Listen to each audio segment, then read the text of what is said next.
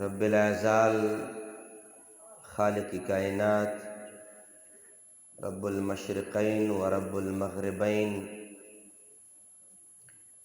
زموږ استاسو د ټولو دلته د حاضری لیدل اوریدل ویل په خپل لوی بارگاه کې قبول و مقبول فرمایي او رب ذوالجلال خالق کائنات په دغه جشن عید میلاد النبی صلی الله علیه و آله وسلم په مناولو سره رب ذوالجلال د مونږ له خپل رضا او د نبی پاک کامل رضا نصیب فرمایي په سټیج باندې د احتراماتو د عزتونو لایق علماء کرام مشایخ اعظام نطحانان محمد مصطفی علیه الصلاة والسلام او نږدې او د لرې نه ډیر د عزتونو احتراماتو مشرانو کشرانو همزولو الله کریم د موږ ستاسو د دواړو جهانو عزتونه خوشحالیانې برکتونه رحمتونه نصیب فرمایي زړه د کومې نه د ټولو حاضرینو او د دغه محفل شریف منعقدینو تیارونکو زړه د کومې نه شکریا ادا کوم چې د تیر کال په شان دی په دې کال باندې هم د مینې محبت اظهار کړی الله کریم د ستاسو زموږ د ټولو داسې قبرونه روښانه کړي لکه څنګه تاسو نن میلاد مصطفی روښانه کړی دی بالعموم د ټولو مشرانو علماو مشایخو زه شکریا ادا کوم او تیر په تیر باندې د اجي صاحب محترم او د عقیل شاه صاحب او دارنګې د هغې جمله ملګرو شکریا ادا کوم چې مالی بیا دلته د ناستې سره عزت راکو زه به دا دعا لرم په ژبه او په زړه باندې الله کریم د ستاسو همدغه شان دی د نبی پاک مبارک سره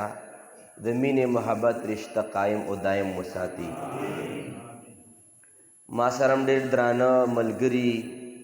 میلمانه راغلي دي صرف د ستاسو د میلاد شریف لیدو کتو دپاره الله پاک د هغوی هم دا راتګ د دواړو جهانو د خوشحالو ذریعه او سبب وګرځولی کې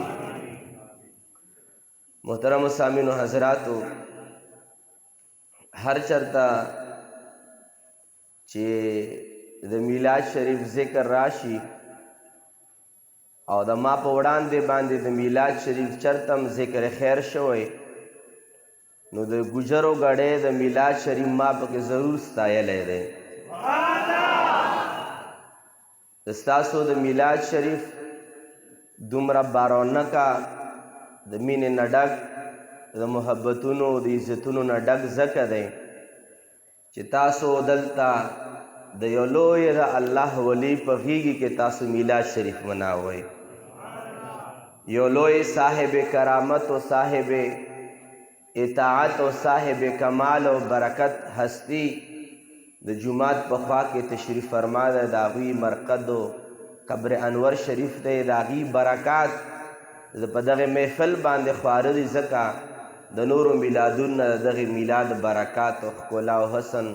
په نظر باندې نور نه زیات راځي الله کریم د موږ ستاسو د پاکانو د نیکانو خلکو سره په دواړه جهان نه کې معیت صحبت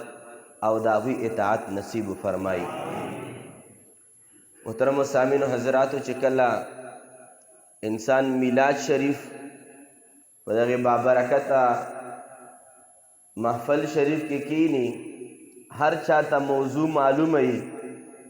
چې نن به په کومه موضوع باندې خبرې کیږي یاد ساتئ زه هر کله دا خبره د عشاقو په میلاد کې دا خبره ضرور عرض کول غواړم چې دغه بابرکته مجالس چې د نبی پاک په یاد کې مناویږي یا ساتي دا میلادونه مبارک نه هر څوک مناوولی شي او نه هر څوک ول راتلی شي. میلاد شریف د دغه مثال د مینې د بازار دی. د مینې بازار کې د مینې سوداګران ګرځېږي او چې څوک د چا زړه د ذوق د شوق او د محبت نه خالی وي نو د مینې په بازار کې نه ګرځي. د مینې په بازار کې هغه خلک ګرځي چې څوک د مینې محبت خرید و فروخت کوي. دا محافل د میلاد چې وي دا د حضور نبی پاک مبارک د مینې بازار دی او په دغه بازار د محبت کې د حضور نبی پاک مبارک مینه محبت ملاویږي. حضینو بازار له تاسو به تللي راغلي او خلک پکې ګرځي را ګرځي ډېر، خو لیکن بازار کې سودا هغه څوک کوي چې چا سره په جیب کې 2-3 روپۍ د سودا دپاره. دغه شان دی دا محافل دا د مینې بازارونه دي. په دغې مینې بازارونو کې هغه خلک سودا کوي چې چا په زړه کې د نبی پاک مبارک د مینې یو جلوه موجود وي. رب ذوالجلال خالق کائنات زمونږ استاسو دغه محافل همیشه د پاره په نصیبه باندې وفرمایي. او دا خبره زه هر چا ته کوم او دلته هم د دغې خبرې نه آغاز وکم چونکې حاجي صاحب ما ته فرمایلی دي حیات حاجي صاحب چې پښمنۍ به کې بیا به ځې نو د 2-3 خبرې انشاءالله العزیز کوو چې څومره وس وي تاسو هم تنګ نه شئ موږ به واپس پېښور ته ځو انشاءالله نو څه ناڅه خبرې به کوو څه ناڅه خبرې به اورو او د مینې محبت دغه مجلس نه به ځان زړونه او ذهنونه ښایسته کوو. او دا خبره زه هر چېرته کوم چې د حضور نبی پاک مبارک میلاد شریف هغه خلکو مناو کړی دی. د نبی پاک مبارک د میلاد مناویدونکي چې تاریخ تاسو وګورئ علماو کتابونه تاسو وګورئ کاغه مونږه د خپل نږدې دور نه د شاه ولی الله رحمت الله علیه کتابونه وګورو که مونږه د هغوی د والد صاحب رحمت الله علیه د شاه عبدالرحیم رحمت الله علیه کتابونه وګورو او که چېرې مونږ مخکې لاړ شو او د امام جلال الدین سیوطي رحمت الله علیه کتابونه وګورو او که چېرې تیر په تیره مونږ مخکې لاړ شو د امام ابن جوزی رحمت الله علیه کتابونه وګورو د دغه ټولو جید علماء کرامو موقف عمده دی چې میلاد شریف مناولو سره هغې خلکو ته دا فایده ملاویږي او د میلاد شریف مناوونکو ته دا یو برکت ملاویږي چې میلاد شریف چې څوک هم مناوئ دا جمله وایم چې میلاد مصطفی چې څوک هم مناوئ هغوی ته به دا انعام ضرور ملاویږي چې د میلاد مصطفی په بدله کې به ورته په خوب کې دیدار مصطفی ملاویږي. د حضور نبی پاک صلی الله علیه و آله وسلم دیدار په درود شریف باندې سورت کوثر باندې د نبی پاک مبارک په اطاعت باندې په جمله مختلف عباداتو باندې د نبی پاک مبارک دیدار شریف په خوب کې ملاویږي. خو یاد ساتئ چې میلاد شریف هم هغه عباداتو په زمره کې راځي چې میلاد مصطفی چام مناو کړی دی. زما خپل وجدان دا وایي چې چام د نبی پاک مبارک میلاد شریف مناو کړی دی مرګ نه مخکې به میلاد مصطفی مناویدونکي ته به دیدار مصطفی ملاویږي صلی الله علیه و آله وسلم. حاضرینو اسې تاسو نه پوښتنه کوم شاید په دنیا کې به نعمتونه هر چاته ډېر میلاوي چاته به کم نعمت چاته به کم نعمت چاته به زړه پورې کم نعمت میلاوي ډېر نعمتونه میلاویږي خو یاد ساتئ د هر چا یو ځان له وجدان دی. هسې عاشق دپاره د خپلې معشوقې دیدار څومره اهمیت لري، او بیا چې څوک عاشق رسول وي او بیا په دیدارم د محمد مصطفی علیه السلام ملاویږي، دا ټول نعمتونه د دیدار مصطفی علیه السلام مبارک نه قربان شه. د هغه صحابه کرامو نه پوښتنه وکړئ چې کومو صحابه کرام مبارکانو به د نبی پاک مبارک د یو یو لحظې د یو یو دیدار دپاره به سترګې تږې وې، سترګې به دې ته تږې وې تر دې پورې چې صحابه کرامو زه خپلې موضوع له لږ وروستو راځم، خو دا خبره صرف تایید دپاره رسکول غواړم چې نبی پاک مبارک دیدار او د هغوی مبارک زیارت څومره اهمیت لري. صحابه کرام به نبی پاک مبارک چې کله به د جمع نه کور ته لاړو او دوی مبارکو به کور ته تشریف اوریو فرمایله، صحابه کرام به د نبی پاک مبارک دروازې ته ناستو او چې کله به نبی پاک مبارک واپس تشریف اوری فرمایله مسجد ته، د صحابه کرامو ذوق داو چې نبی پاک مبارک چې د کله د کمرې نه را بهر شي، د خپل کور نه را بهر شي، صحابه ذوق داو چې اول چې کور نه را بهر کیږي د موږ نظر پر رخسار د مصطفی باندې ولګیږي.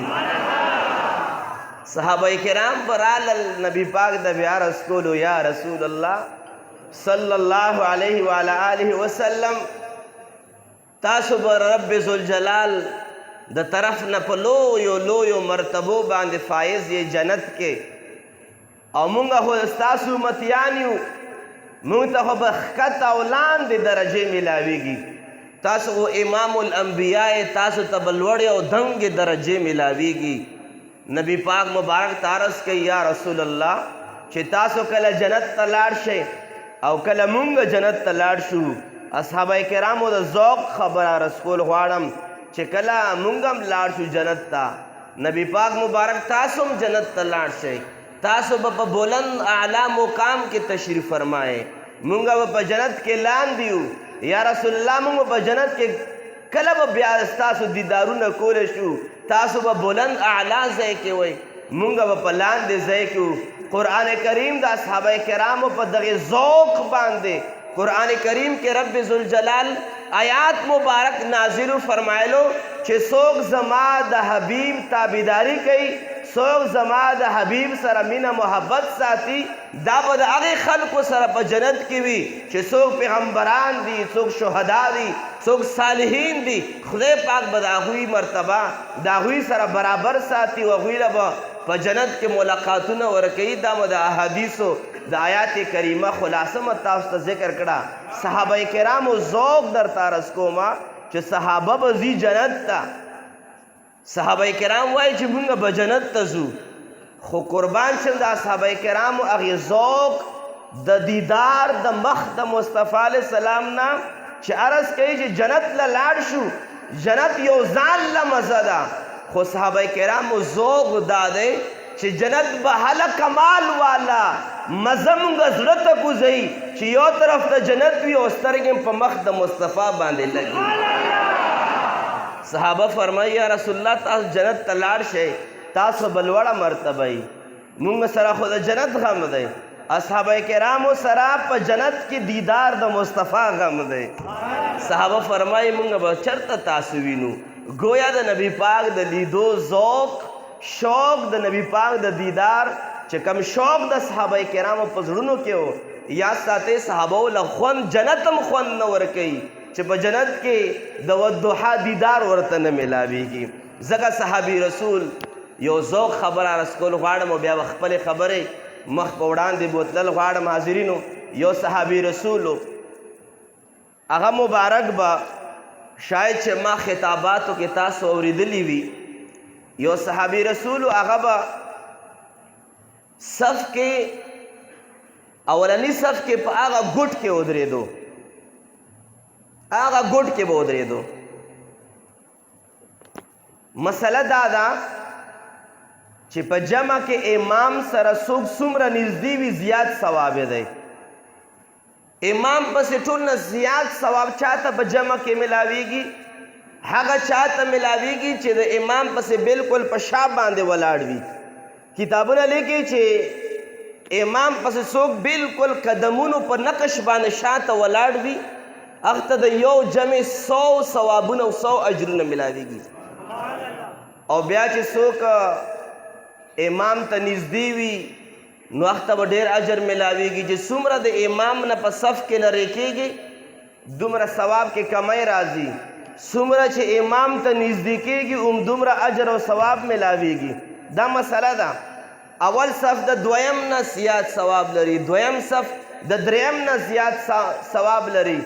جنازه کې اخیری صفونو کې ودرېدل ډېر ثواب دی. په مانځه کې اولني صفونو کې ودرېدل ډېر ثواب دی. او بیا په اولني صف کې هغه چاته ډېر ثواب ملاویږي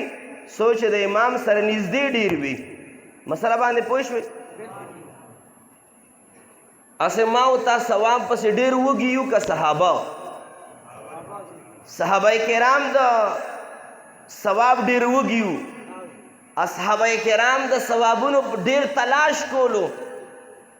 دغه صحابي ته پته وه چې امام سره چې څومره قریب وي ثواب ډېر دی، او بیا چې امام الانبیا ته څومره قریب وي څومره ثوابونه به وي. صحابي رسول ته پته وه، هغې باوجود هم دا صحابي به همیشه دپاره اولني صف کې لرې ودرېدو. چا ورته وویل چې جناب والا په هر ځل باندې په هر جمع کې صف کې لرې ولاړې ولې؟ هغه مبارک وله یو جواب ورکو. شوق باندې سبحان الله ووایه. اسې جواب په زړه باندې لګي. عرض ورته کوي چې بالکل زه په هر ځل باندې جمع کې لرې ودرېږم په اولني صف کې صرف د دې دپاره چې زه کله نبي پاک مبارک سره نږدې شا په شا باندې نږدې ودرېږم نو نبی پاک ما ته صرف د شان لیدلی کېږي او زه لرې ځکه ودرېږم چې زه ولاړ په مانځه باندې وم، ولاړ په دربار خدا کې وم، لرې ځکه ودرېږم چې ما په سترګو سترګو کې دیدار د مصطفی نصیب شي. هغه لرې ځکه ودرېږم چې په مانځه کې زه ولاړ وم او د سترګو په ګوټونو کې نبی پاک مبارک د مخ مبارک دیدارونه کوم. گویا صحابي فرمایي زه په مانځه کې ولاړ خدا ته وم، خو ما مقصود په مانځه کې لرې ودرېدل د دې دپاره چې ما ته دیدار د مصطفی ملاویږي. صحابو په مونځ کې دا ذوق و. اصحابه کرامو اسې اندازه ولګوئ. څه بعضې کتابونو لیکلي دي چې نبی پاک مبارک خیال درله په مانځه کې راشي العیاذ بالله نو دا د مل الفاظ نه راځي، خو مقصد دا دی چې په مانځه کې درله نبی پاک تصور راغلو نو تا بد کار وکړو. الفاظ دا دي العیاذ بالله چې د العیاذ بالله ثم العیاذ بالله چې د خر تصور په مانځه کې راشي نو د دې دومره گرفت نشته، دا خبره پروا نشته، خو د نبی پاک دی تصور کا مونځ کې راغلو. وجه دا ده چې د خره العیاذ بالله د زناورو تصور په مونځ کې راغلو نو په زړه کې تعظیم ورسره نه راځي، او نبی پاک تصور درالو نو مانځه کې ولاړ خدای پاک ته او نبی پاک تصور درالو نو په زړه کې تعظیم د نبی پاک هم راځي. ولاړ خدای پاک ته او په زړه کې تعظیم د نبی پاک کوي. لہذا د العیاذ بالله دا تصور غلط تصور دی. سوال دلته دا دی چې صحابه کرام چې کله د نبی پاک په ابتدا کې ولاړو صحابه کرامو وایي زبان حال باندې دا وایي چې مونږ ولاړ خدا ته یو، مونځ کې و حاضري خدا ته کوو، خو لیکن دغه حاضري به مونږ هله قبلېږي چې حاضري خدا ته وي او دیدار د مصطفی حاصلېږي. بیا به صحابه کرامو په حق کې به مونږ څه وایو چې کله هغوی د نبی پاک مبارک شاته ولاړی تصور پرېږده نبی پاک مبارک ته ګوري غرض به دا حاضرینو اصحابه کرامو د نبی پاک د دیدار د حاصلېدو دپاره یو ځان له ذوق یو ځان له مینه وه یو ځان له لذت و د اصحابه کرامو په زړونو کې یو تنده موجود و چې نبی پاک مبارک دیدار به ما ته کله میلاویږي یو حضرت په خبره باندې ابتدایي کلماتو له دوام ورکوم او هغه دا بعضې د الله دوستان داسې هم دي بعضې د الله پاک دوستان داسې هم دي چې هغوی هره شپه د محبوب کریم دیدار نصیب کیږي ورته هره شپه داسې خاوندان د معرفت هم شته چې نبی پاک مبارک هر شپه دیدار ورته نصیب کیږي یو صاحب فرمای چې ما ته به نبی پاک مبارک دیدار هر شپه میلاوېدو یو شپه میلاو نشو زړه ته مې ډېر ټک ولګېدو چې محبوب کریم ناراضه دی کولی دویمه شپه انتظار چې کله به شپه کېږي چې شپه شوه سبا شو بیا هم دیدار میلاو نه شو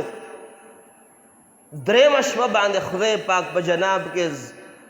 زاری کوي سوال کوي ژړا کوي فریاد کوي رب کریمه چې دا شپه تیریږي او د یار دیدار میلاو نشي دا شپه ډېره بیکاره شپه تېره شوه رب کریمه که چېرې داسې څه خبره وي چې ته رانه خفئ یا د ستا حبیب رانه خفئ ما ته یې په خوب کې ظاهره کې چې خرابي ځان نه وباسم چې هره شپه د نبی پاک مبارک دیدار نصیب کیږي چې کله په درېیمه شپه باندې وده شو په ژړا او په فریاد کې او سترګې د اوښکو نه ډکې ګیره مبارکه یې د اوښکو نه ډکه ګریوان یې د اوښکو نه ډک او په سلګو کې وده شو رب ته فرمایي نه دې ځل مه سترګې مه پټوه تر هغه وخته پورې څو پورې چې زما سترګې پټېږي او خوب کې مو په مخ د مصطفی باندې نظر لګېږي هغه وخته پورې ما سترګې مه پټوه په دغې ژړا او په فریاد کې سترګې ورغلې د دواړو جهانو دیدار ورته نصیب شو نبی پاک مبارک صلی الله علیه و آله وسلم چې کله ملاقات نصیب شو عرض کوي یا رسول الله دا دوه شپې را باندې ډېرې اوږدې تېرې شوې دا دوه ورځې را باندې ډېرې اوږدې تېرې شوې یا رسول الله داسې څه خفګان څه پریشانی زما په اعمالو کې څه کمزوري توجه غواړم بس نبی پاک مبارک ورته ارشاد فرمایي صاحب زه ځکه نه راتلم چې د عالم دین او الله ولیو زه ځکه نه راځم چې د ستا په لایبرری کې یو کتاب پروت دی چې هغه کتاب کې زما ضرور د یوسف علیه السلام غیبت لیکلی شوی دی که د ما دیدار غواړې نو د خپلې لایبرری نه هغه کتاب وباسه اولیاء کرامو تر دې حده پورې مونږ له دا درس راکړی چې په لایبرری کې یو کتاب کې نازبه الفاظ د پیغمبرانو په شان کې لیکلی شوي وي هغې باندې دیدار مصطفی علیه السلام بندیږي نو چې بیا ما او تا د میلاد د نبی صلی الله علیه و آله وسلم پسې خبرې کوو د نبی پاک مبارک په شان او په عظمت کې خبرې کوو او وایي چې دا نشته او هغه نشته او دا ورسره و او دا ورسره نه و او دلته داسې او هلته داسې نو بیا داسې خلکو ته به نبی پاک مبارک دیدار څنګه میلاویږي ما مقصد د دغې ټولو خبرو دا و چې څوک د نبی پاک مبارک میلاد مناوي په مینې او په محبت سره که هغه صرف شرکت کوي که هغه په لایټون کې محنت کوي که هغه د 2 د 3 روپو خرچه کوي او که چېرې هغه د شرکت دپاره محبت دپاره راځي زه ګواهي ورکوم په دې باندې چې څوک هم نبی پاک مبارک میلاد په مینه محبت باندې مناوي او زړه کې ورسره محبت ساتي دغه ګناهګارو سترګو ته به شپه په یو شپه وي چې هغې ته به دیدار مصطفی میلاویږي مقصد مدا حاضرینو د ټولو خبرو چې دلته مونږ ناست یو یا ساتئ دا بېځایه ناسته نه ده دا چېرته بېکاره ناسته نه ده او نه چېرته د چا په فتوه کې راشو چې دغه کم کتاب لیکلی او کم صحابي کړی دی او کم امام صاحب کړی دی په دغې سوالاتو په دایره کې ځان نه دي راوستل پکار هغوی له همغه سوالات چې کم سوالات دوی کوي او جوابات ورته نه میلاویږي بس د هغوی همغه سوالات نصیب شي او مونږ د خدای پاک میلاد مصطفی تر قیامته پورې نسل در نسل نصیب فرمایي محترم سامعینو حضراتو د هغې هستی مبارکې میلاد به مونږ ولې نه مناوو او زه بیا عرض کوم میلاد شریف څه ته وایي تلاوت نعت قال الله قال الرسول آخر کې دعا او ورسره اختتام کې یا اول کې د حاضر جمع دپاره د صدقې د خودي لنګر اهتمام شوی وي دغې پنځو څیزونو ته میلاد شریف وایي بیا ولې دغې میلاد شریف باندې ګوتې څوک اوچتوي ګوتې به هغه څوک اوچتوي چې شاید چې په کتابونو باندې نه پوهیږي الحمدلله چې چا میلاد مناو کړی دی هغه د خدای پاک نیکان اوزبرګان بندگان تیر شوي دي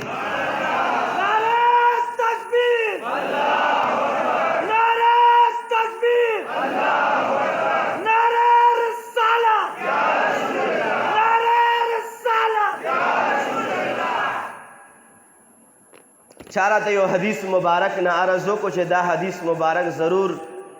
تاسو ووایئ او دغه حدیث مبارک په همدې ځای کې عرض کول غواړم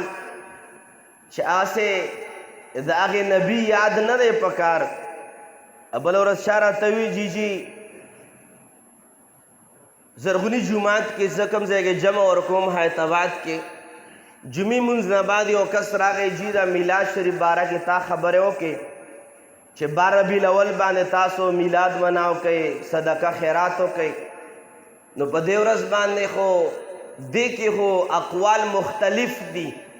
ما چې څنګه مختلف دي چې داسې مختلف دي چې بعض علما وایي چې په 8 تاریخ پیدا و بعضې وایي چې په 9 تاریخ پیدا و بعضې وایي چې په 12 تاریخ پیدا و نو تاسو د 12 ربیع الاول او 12 تاریخ په 12 تاریخ باندې میلاد کوئ نو په دې کې خو اختلاف دی علما وایي ما چې چا چې درته ویلي دي هغه نه صرف دا پوښتنه وکئ چې دا کم اختلاف چې تاسو وایئ چې په دې 9 په 8 او په 9 او په 12 کې اختلاف دی ما صرف هغه عالم دین ته ووایه چې په 12 یې مه کوه ځا اختلاف دی پکې په 9 باندې وکړه ځا په 8 باندې وکړه چې په کومه باندې ستا زړه وبس کي په همغه ورځ یې وکړه او که وایې چې نه دا خو 12 کې صرف نه دي کول پکار کالو سر پکار دي زه وایم چې په کال کې په کومه ورځ باندې هم کې مونږ فتوه به دایي چې دیدار د مصطفی به درته نصیب شي خو که چېرې زه میلاد مصطفی علیه السلام په 12 کوم نو صرف د دې دپاره چې د میلاد شریف ولې کیږي نو ته پکې اقوال راوباسې ضرور اقوال پکې شته خو تاسو نه پوښتنه کوم نن سیم ربیع الاول دی تقریبا نن 24 دی نو نن یې مناوو که نه مناوو چې څوک یې مناوئ په 24 یې مناوئ څوک ما داسې میلادونه اخیستي دي ډیټونه مو ورکړي چې 12 ربیع الاول نه بعد ربیع الاول کې نه ربیع الثاني کې میلادونه دي میاشت هم بدله ده خبره د اقوالو د مختلفو اقوالو اختلاف خبره نه ده خبره ټوله د مینې محبت خبره ده چې مینه محبت وي بیا اقوالو له گنجایش نه وي چې په کومه ورځ یې څوک مناوي بس ټیک ده که اقوال وایي یو پکې دا لیکلي چې نبی پاک مبارک خو په دې ورځ باندې وفات شوی 12 ربیع الاول په ورځ باندې غم پکار دی او تاسو خوشحالي مناوئ غم هغه چاله پکار دی چې د چا نبي وفات شوی زمونږ نبي ژوندی دی زمونږ نبي مبارک خو په قبر کې ژوندی دی صرف دغې دنیا نه پده فرمایلې ده او غم د 3 ورځو نه بعد ناروا دی د بخاري شریف حدیث مبارک دی نبی پاک مبارک فرمایي چې مړي باندې د 3 ورځو پورې غم جایز دی د مړي نه 3 ورځې بعد غم ناروا دی مونږ غم نه کوو مونږ میلاد مصطفی مناوو الحمدلله غرض مداو چې د هغه نبی پاک مبارک میلاد به مونږ څنګه نه مناوو کم حدیث مبارک چا فرمایش کړي چا حکم کړي اور اسکول غواړم سرور دو عالم نور مجسم شفیع معظم صلی الله علیه وعلى آله وسلم مبارک قرآن کریم تلاوت شروع کړي حدیث د مسلم شریف دی حضور نبی پاک صلی الله علیه وعلى آله وسلم تلاوت شروع کړي تلاوت روان دی په تلاوت کې دا آیات کریمه رالو چې ابراهیم علیه السلام مبارک خپل امت لپاره دعا کړې ده رب انهن اضللن كثيرا من الناس فمن تبعني فانه مني ومن عصاني فانك غفور رحيم ابراهیم علیہ السلام امت ته دعا کړي توجه بغواړم نبی پاک تلاوت کوي تلاوت فرمائی لگیا دے نبی پاک مبارک تلاوت کی دا آیات رالو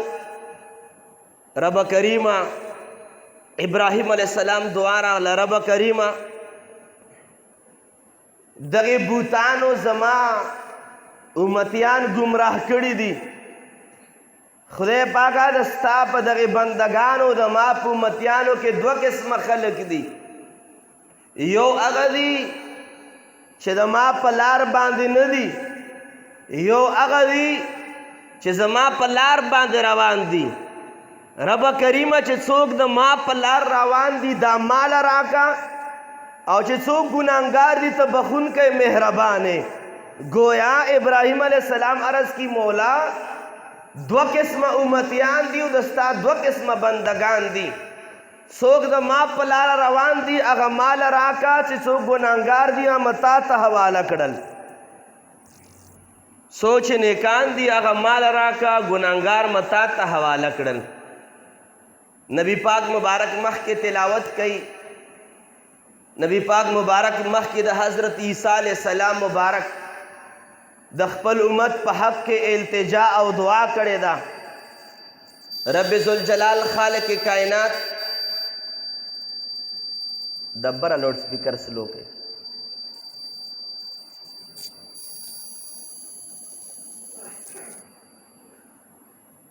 نبی پاک مبارک تلاوت فرمائی عیسیٰ علیہ السلام سے دعا کرے دا عیسیٰ علیہ السلام مبارک دعا فرمائے لے دا ان تعذبهم فإنهم عبادك رب کریمہ کا دغی گناہگارو لعذاب ورکے دستا خوخه د خودستا بندگان دي رب کریمه کا عذاب ورکړي د تا بندگان دي گویا رب کریمه ګناهګار دستا دي کا عذاب ورکړي دستا خوخه خو چې کم نیکان دي وان تغفر لهم فانك العزيز الحكيم رب کریمه ته غالب او د حکمت والے کم ګناهګاران دیم دستا خوخه که بخی او که عذاب ولا ورکئ نبی پاک مبارک په دغه دواړو آیاتونو په تلاوت سره پزړه کې د خپل امت غم رالو نبی پاک مبارک ابراہیم علیہ السلام دعا فرمایلا هم په دعا کې د امت غمو عیسی علیہ السلام مبارک دعا فرمایلا د عیسی علیہ السلام مبارک سره د امت غمو خو گویا د دغه دواړو آیاتونو مقصد داو چې رب کریمه نیکان زمونږ شول ګناهګار دستا شول نیکان مال راکا ګناهګار دستا شول خو نبی پاک مبارک سره چې کله د خپل امت غم په دې موقع باندې زړه کې راوچت شو نبی پاک مبارک ګناهګار او نیک عمله تقسیموي نه، لکه څنګه پیغمبرانو تقسیم کړل چې نیکان مال راکه ګناهګار دستا شول. نبی پاک امتیان تقسیموي نه چې نیکان مال راکا ګناهګارو سره رب کریم ته معامله فرمایا، بلکې نبی پاک مبارک پسترګو کی اوخ کې رالی، نبی پاک مبارک په ژړا شو او आवाज یې فرمایل فرفع یدیه یا رب امتی یا رب امتی. نبی پاک رحمتونه د رحمت لاسونه اوچت کړل په دعا کې او وی فرمایل رب کریمه رب کریمه رب کریمه مال ټول امت راکې مال ټول امت راکې مال ټول امت راکې. نبی پاک مبارک ژاړي، سترګو کی اوخ کې مبارک راغلی، چا د پاره ما او د ستا د پاره خپل امت ته پاره نبی پاک ژاړي، فریاد کوي، ژړا کوي. حضرت سیدنا جبریل علیہ السلام ته رب ذوالجلال فرمایل یا جبریل اذهب الى محمد فقل ما یبکیک. اے جبریل السلام سمدستی لاړ شه او در مصطفیٰ کے حاضر شه او نبی پاک تو فرمایا چې رب العالمین خبر دے چې ولې ژاړې، خو اے نبی پاک رب خبر دے چې ولې ژاړې، خو اے جبریل لاړ شه او نبی پاک تو فرمایا چې رب فرمایي چې محبوب ولې ژاړې. جبریل السلام لاړ شه او نبی پاک تو فرمایا چې ولې ژاړې، او دام ورته فرمایا چې رب خبر دے چې ولې ژاړې، خو جبریل بیا ولا ورشه ورته فرمایا چې محبوب ولې ژاړې، محبوب ولې ژاړې. جبریل السلام سمدستی را کوشو، نبی پاک په جناب کې عرض کړي یا رسول الله صلی الله علیہ یا رسول اللہ رب العالمین فرمائی ما یبکیک، محبوب کریم ولې ژاړې، ژړا وجه څه ده؟ نبی پاک مبارک ورته ارشاد فرمائی چې رب العالمین ته فرمایا چې د امت په حق کې ژاړي، د امت په بابت کې ژاړي چې د امت سره به په ورځ د قیامت کې څه حال کېږي. رب العالمین ته عرض وکړه چې رب العالمین تا ته ښه پته ده چې د ستا حبیب ولې ژاړي او حبیب د خپل امت په حق کې ژاړي. رب العالمین په دربار کې جبرائیل علیہ السلام حاضر شو، عرض کوي یا رب العالمین د ستا حبیب محمد مصطفیٰ علیہ السلام عرض کئی زد امت پا حق کے ژاړم. نبی پاک صلی اللہ علیہ وآلہ وسلم پا دربار کے جبرائیل علیہ السلام دوبارہ را لگی اور تا فرمائی چھے اے یا رسول اللہ صلی اللہ علیہ یا رسول اللہ رب العالمین فرمائی چھے امت بارہ کے مژاړه، امت بارہ کے مژاړه. یا جبریل اذهب الى محمد فقل انا سنرضیکا فی امتکا ولا نسؤکا. تو ورته فرمائے اے محبوب د امت په باره کې ژاړه ما او ژاړه ځکه ما چې رب ورته فرمایي چې امت باره کې چې ته ماته څه وایې رب العالمین به همغه شانې کوي. اے محبوب ته ژاړه ما چې ته د امت په حق کې څه وایې رب العالمین به تا راضي کوي، تا به خفه کوي نه. په بل روایت کې فرمایي چې رب العالمین ما سره وعده کړې ده چې محبوب زه به تا د امت په حق کې نه خفه کوم. او نبی پاک فرمایي چې زه به هغه وخته پورې راضي کېږم نه چې څو وخته پورې اخیري امتي به ځان سره جنت ته نه داخل کړی. محترم سامعینو حضراتو، صرف سوال دلته دا دی چې حضور نبی پاک مبارک صلی اللہ علیہ وآلہ وسلم د چا په حق کې ژاړي؟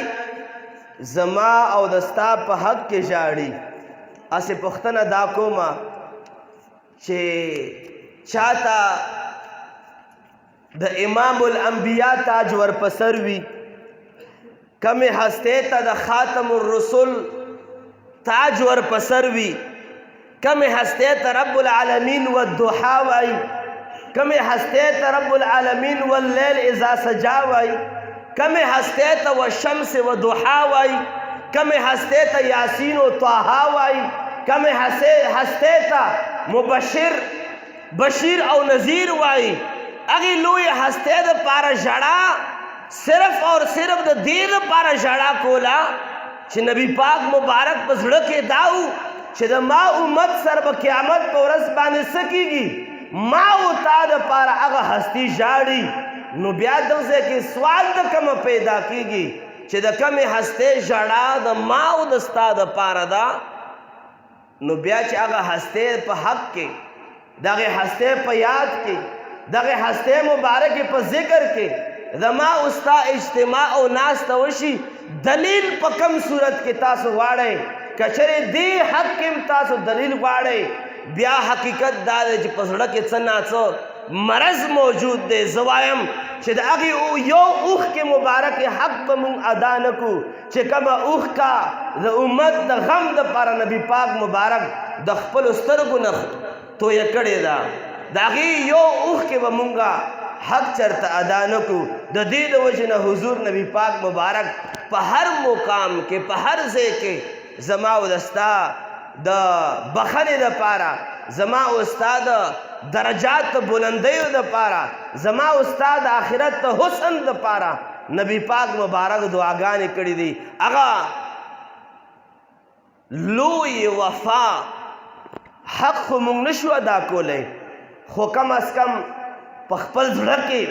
د هغې مبارکې د وفا د بدلې دپاره الحمدلله په کل عالم کې د نبی پاک مبارک په یاد کې محافل مانځلې کېږي او مناویږي الله کریم د دغه میلاد شریف سره د ټولو میلادونو په خپل بارگاہ کې قبول او مقبول وفرمایي حاضرینو ما مقصد او زما غرض په دغه ټولو خبرو سره دا و چرته د ذوق خبره چرته د شوق خبره چرته د حضور نبی پاک مبارک د یاد خبره چرته راشي یاد ساتئ د هغې دپاره د اول د دلیل ضرورت نشته او که چېرې څوک دلیل غواړي بې شماره دلایل دي خو خوش قسمته دي هغه خلک چې څوک د حضور نبی پاک مبارک صلی الله علیه و آله وسلم په یاد کې راجمع کېږي او زه به د یاد په حق باندې دا خبره ضرور وکم چې کوم آیات کریمه ما تلاوت کړی او د آیات کریمه مختصر غوندې حصه ما تلاوت کا اصل کې د هغې پس منظر څه داسې دی ابراهیم علیه السلام مبارک چې کله د رب ذوالجلال خالق کائنات په حکم سره د خانه کعبې شریفې تعمیر شروع کړو اصل کې دا یو مسله واورئ خانه کعبه شریفه لس ځل جوړه شوې ده څو ځل جوړه شوې ده لس ځل اول ځل فرشتو جوړه کړې ده په څلورم نمبر ځل باندې ابراهیم علیه السلام جوړه کړې ده چې کله ابراهیم علیه السلام مبارک جوړوله او ابراهیم علیه السلام د خانه کعبې شریفې تعمیر فرمایلو جبریل علیہ السلام حاضر شو ورته فرمائی یا خلیل اللہ اے دا اللہ خلیل و اے دا اللہ نبی رب حکم دادے چھ مالا کور جوڑ کا سبحان اللہ رب العالمین حکم دادے چھ مالا کور جوڑ کا زما خانہ کعبہ جوڑا کا جبریل علیہ السلام تے ارشاد فرمائی جبریل پا کم سے جوڑا کم جبریل السلام ورته فرمایي زه درته نقشه اچوم ځمکه باندې ورته جبریل السلام لاینونه لکیرې راخ کې چې په دې ځای باندې جوړه کړه چې اوس کم ځای کې موجود ده الله پاک د شرفتونه عزتونه زیاتو فرمایي جبریل السلام مبارک په حکم سره ابراهیم علیه السلام لګیا شو خانه کعبې شریفې بنیادونه شروع کړل او په دې موقع باندې خپل لختی جگر د نبوت نه مامور د صبر پیکر حضرت اسماعیل علیہ السلام مبارک موجود ہو بنیادونه جوړ شول په اختصار سره عرض کوم تعمیر شروع شو ابراهیم علیہ السلام کانی لګول اسماعیل علیہ السلام کانی ورکول خټه ورکولا چې کله بنیادونه هم ډک شول چې کمې ردې وي کم کاڼي تاویدلو تعمیراتی کار روان دی دیوالونه دومره اوچت شول چې څومره د ابراهیم علیه السلام هایټ و څومره یې اوچتوالی و کم ځای ته رسېدی شو هغې ځای پورې کاڼي اوچت کړل ابراهیم علیہ السلام مزید خانه کعبه شریفه اوچتولو د پاره سهاره دا جوړ کړه چې یو کاڼی راوړو او پغې کاڼي باندې ودرېدو او خانه کعبه شریفې لوړوالی هایټ نور هم اوچتولو خو دغې کاڼي کې کمال داو چې څومره به خانه کعبه شریفه اوچتېده همدومره به لاندې نه کاڼی هم اوچتېدو کاڼی برکېدو تر دې پورې خانه کعبه شریفه چاردیواري جوړه شوه ابراهیم علیہ السلام مبارک چتم واچولو ابراهیم علیہ السلام سره د اسماعیل علیہ السلام د خانه کعبه شریفه د تعمیر نه فارغ شو ابراهیم علیہ السلام سره د اسماعیل علیہ السلام د رب العالمین نه د خانه کعبه شریفه مزدوری غواړي رب العالمین مزدوری رب العالمین په دربار کې مزدوری کم غواړي ابراهیم علیہ السلام مبارک یو داسې مزدوری غواړي چې دا مزدوری صرف د ابراهیم علیہ السلام مبارک په نامه شوه او حضرت سیدنا ابراهیم علیہ السلام په هغې کاڼي باندې چې په کم کاڼي باندې غونډه خانه کعبه شریفه جوړه کړه دغې کاڼي باندې ابراهیم علیہ السلام ودرېدو او دعا کوي او دعا دا کوي چې ربنا وابعث فیهم رسولا اے رب کریمه کم نبی چې د عظمتونو والا نبی دی کم یو نبی چې د شان و شوکت والا نبی دی کم یو نبی چې کل کائنات د کمې هستې په خاطر باندې پیدا دی رب کریمه هغه نبی زما په اولاد کې پیدا کړي رب کریمه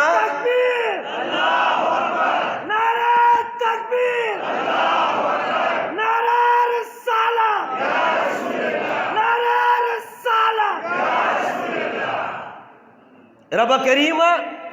اغا نبی زما پا اولاد کے پیدا کے چکم یو نبی کل کائنات دا پارا باعث دا تخلیق کائنات تے رب کریمه اغا زما پا اولاد کے پیدا کے گویا کچھنے دغی آیات کریمه ترجمه مونگا پا پختو کی اڑول غاڑو نو گویا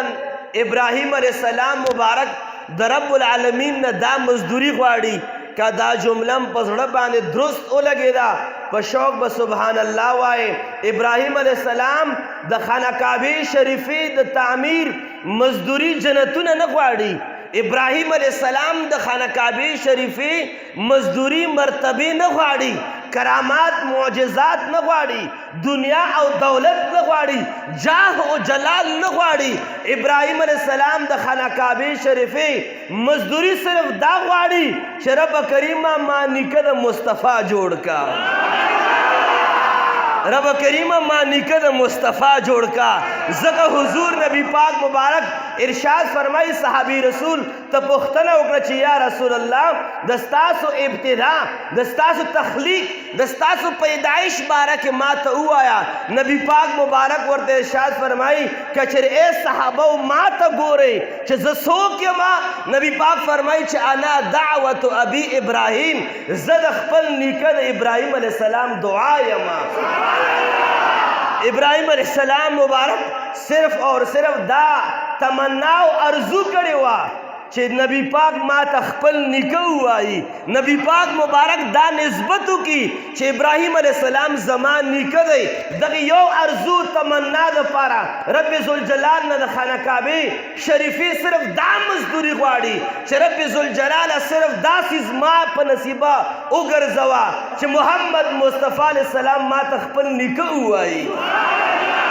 ځکه نبی پاک مبارک نه صحابی رسول پوښتنه کوي محبوب کریم د ستاسو پیدایش په حق کې یو خبره ماته وکړئ نبی پاک ورته فرمایي که د ما باره کې پوښتنه کول غواړئ زه د خپل نیکه د ابراهیم علیہ السلام دعا یم ابراهیم علیہ السلام دغه یو ارزو تمنا وه چې نبی پاک مبارک ما ته خپل نیکه ووایي ابراهیم علیہ السلام نبی پاک مبارک ابراہیم علیہ السلام په حق کې فرمایي چې زه د خپل نیکه د ابراهیم علیہ السلام دعا یم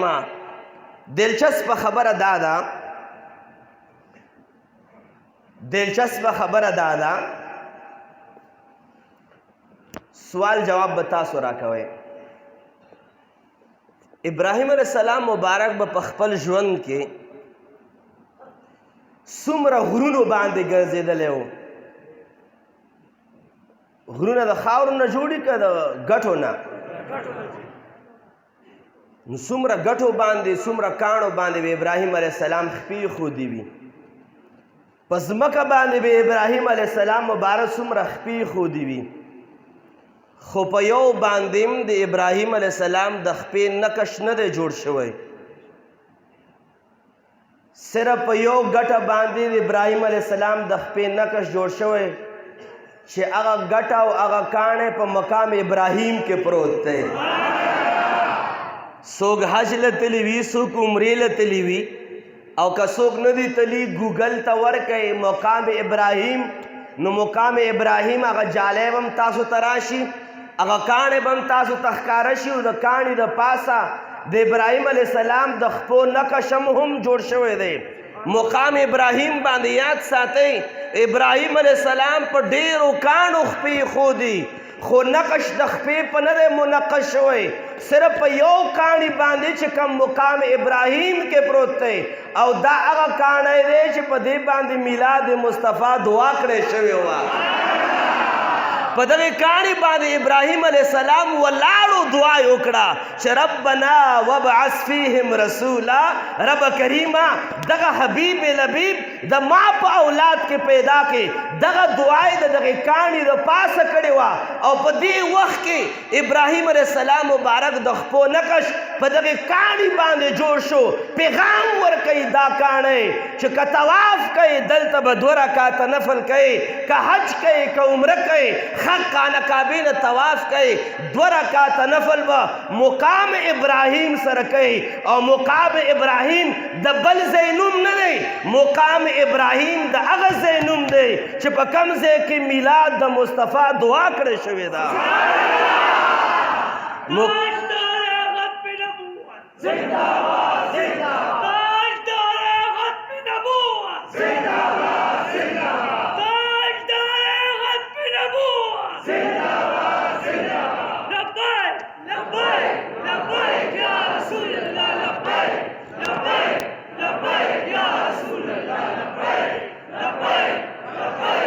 یا رسول اللہ یا حبیب اللہ. مقام ابراہیم چې چاته مې علم وي، مقام ابراہیم دا د نبی پاک د میلاد یاد تازه کوي. خو صرف فرق دومره دی حاضرینو، اسی میلاد څه مطلب دی؟ تاسو به وایئ چې ابراہیم علیہ السلام میلاد کولو. یاد ساتئ میلاد معنا دا پیدائش، او میلاد النبی معنا دا د نبی پاک پیدائش، د نبی پاک د پیدائش بیان او ذکر کول. ابراہیم علیہ السلام د څه دعا کړې؟ رب کریمه دا حبیب لبیب د ما په اولاد کې پیدا کې، او پیدائش ته میلاد وای، او میلاد د چا دعا شوې ده؟ میلاد النبی دعا شوې ده. گویا ابراہیم علیہ السلام مخکی میلاد مناو کړی،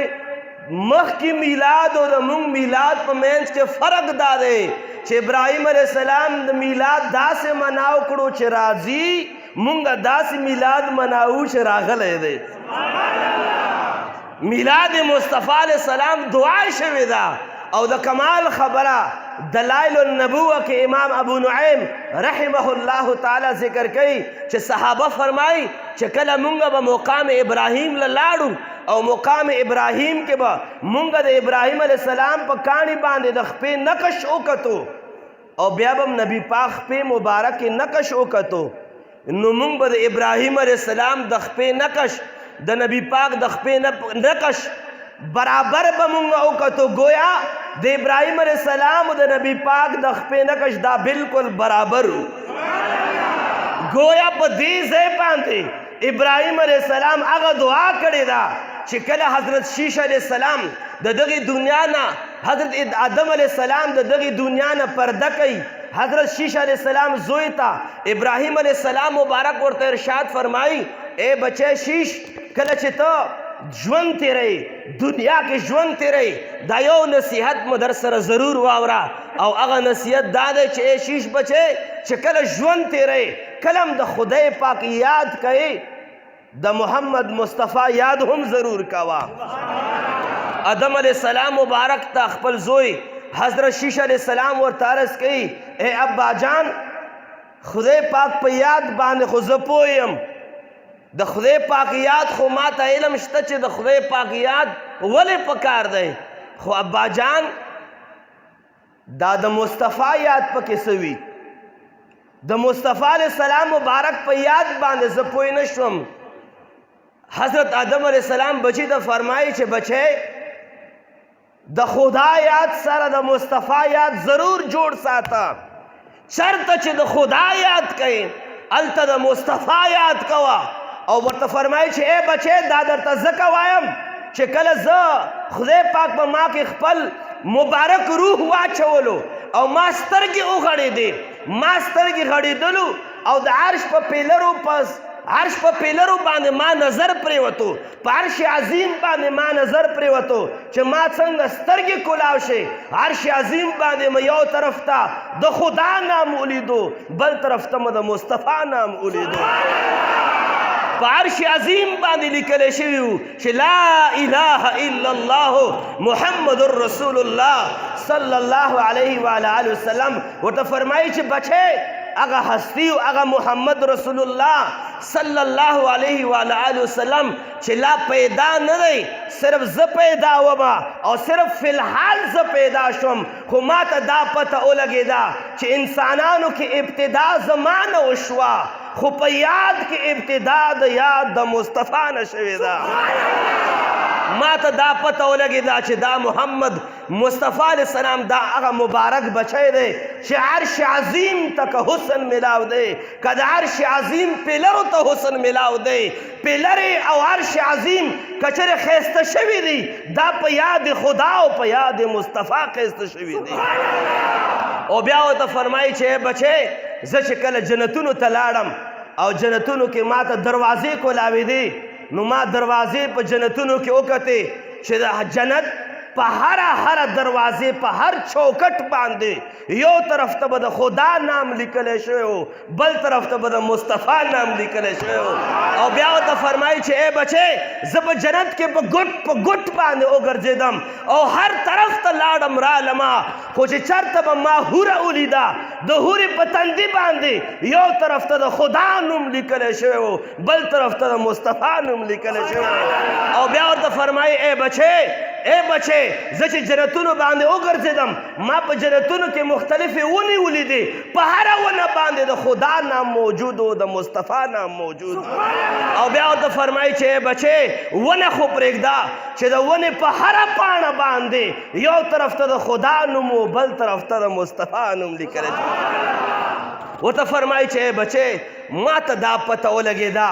چې که عرش عظیم باندې د خدا نوم لیکلی شوی، مصطفی نوم لیکلی شوی، په جنت په هره پاڼه باندې د خدا جل جلاله نوم لیکلی شوی، د محمد مصطفی علیہ السلام نوم لیکلی شوی. آدم علیہ السلام بچی ته فرمایي بچی زه په دې نتیجې باندې ورسېدم چې چرته خدا یادېږي او چرته مصطفی یادېږي، چرته چې خدا یاد شي مصطفی یاد نشي هغه یاد کمال ته نه رسیږي، یاد خدا هله کمال ته رسیږي چې د یاد خدا سره یاد مصطفی وکړی شي.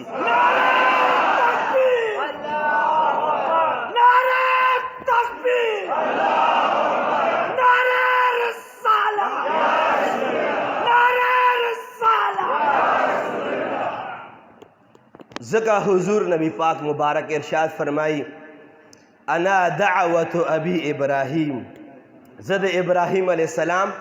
د خپل نیکه ابراہیم علیہ السلام دعایم. او نبی پاک مبارک بیا فرمائی وبشارت عیسی یا وبشر عیسی، دواړه روایتونو دواړه الفاظ راغلی. نبی پاک فرمائی زد عیسی علیہ السلام ابراہیم علیہ السلام دعایم او د عیسی علیہ السلام مبارک خوشخبریم. توجه غواړم په دغه شوق او په ذوق کې انشاءالله العزیز زموږ ستاسو زړونو ته به ټنډک ملاویږي ځکه چې د یار خبرې کیږي، د محمد مصطفی علیہ السلام خبرې کیږي. نبی پاک مبارک فرمائی وبشرا وفی روایت وبشارت عیسی او زه خوشخبری د عیسی علیہ السلام یم. نبی پاک فرمائی بس صرف په دغه حدیث په مبارک په دغه الفاظو باندې د پوهې دپاره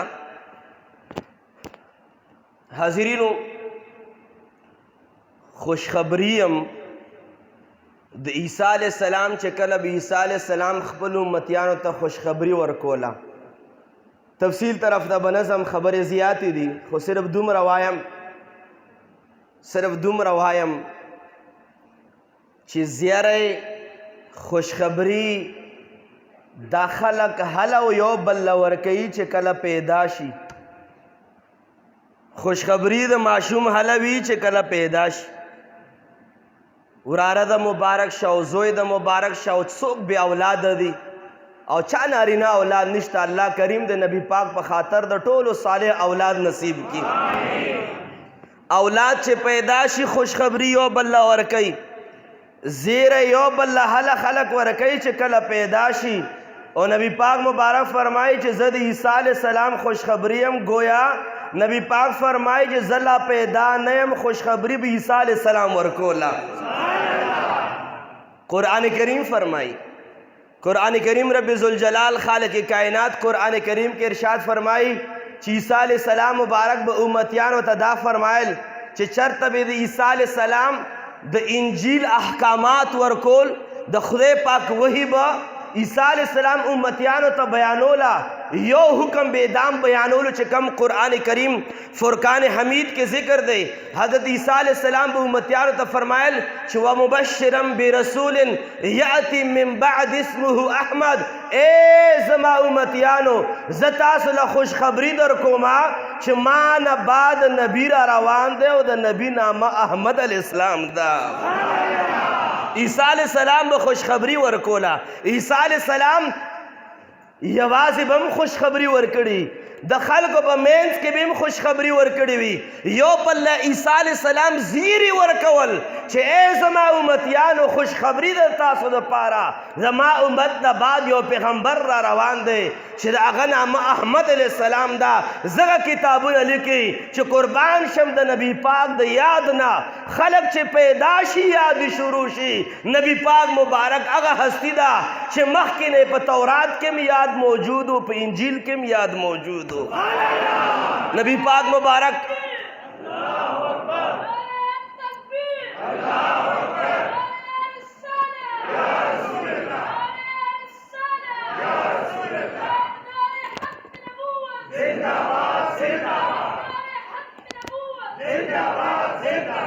توجہ غواړم حاضرینو.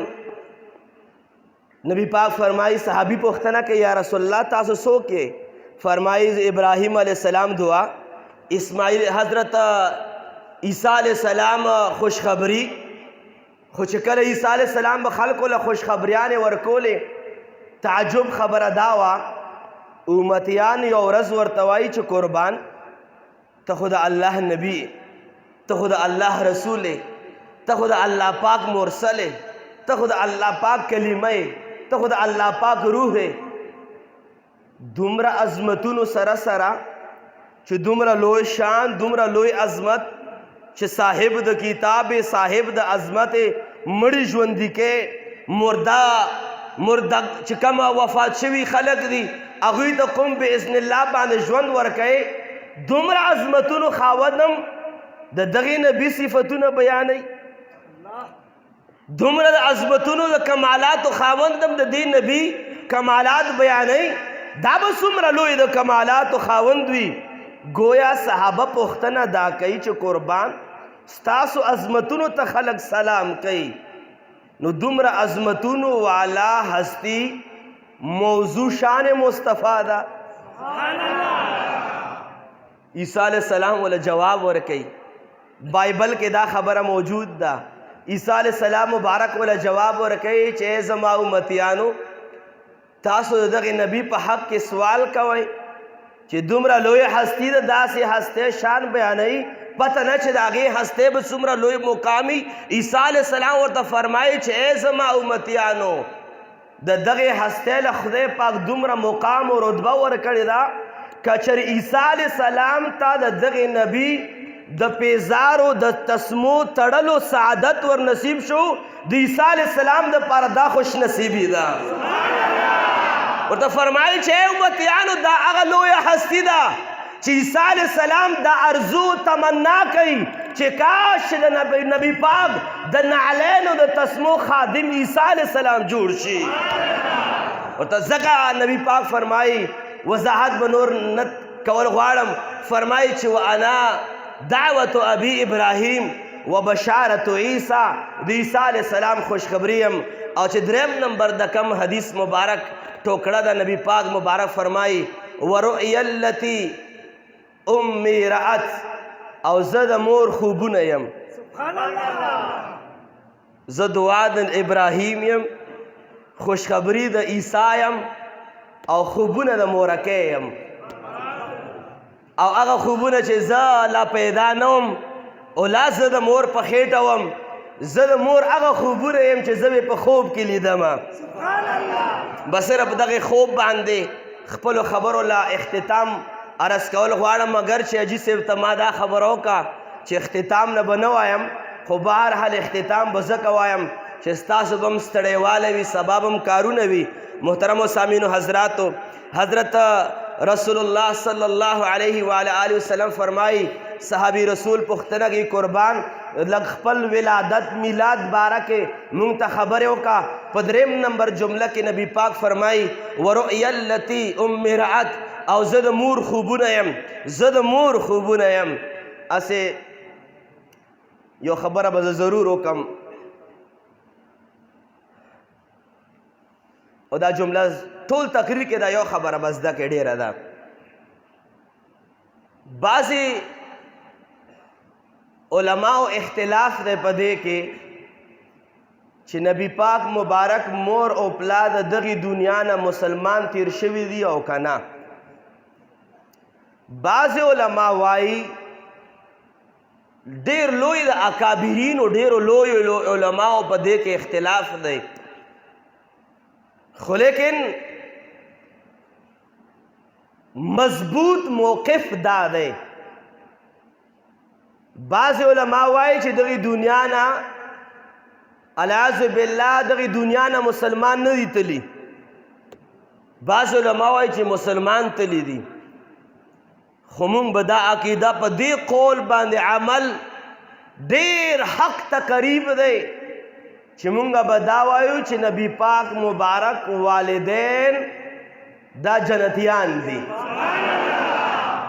مونږ دا موقف ساتو چې نبی پاک مبارک مور او پلار دا جنتیان دي او بس صرف یو خبر عرض کوم بیا دغه خوب چې مور مبارک یې څه خوب لیدلی او قربان چې دا تاسو بار بار وایې زه د مور خوب یم زه د مور خوب یم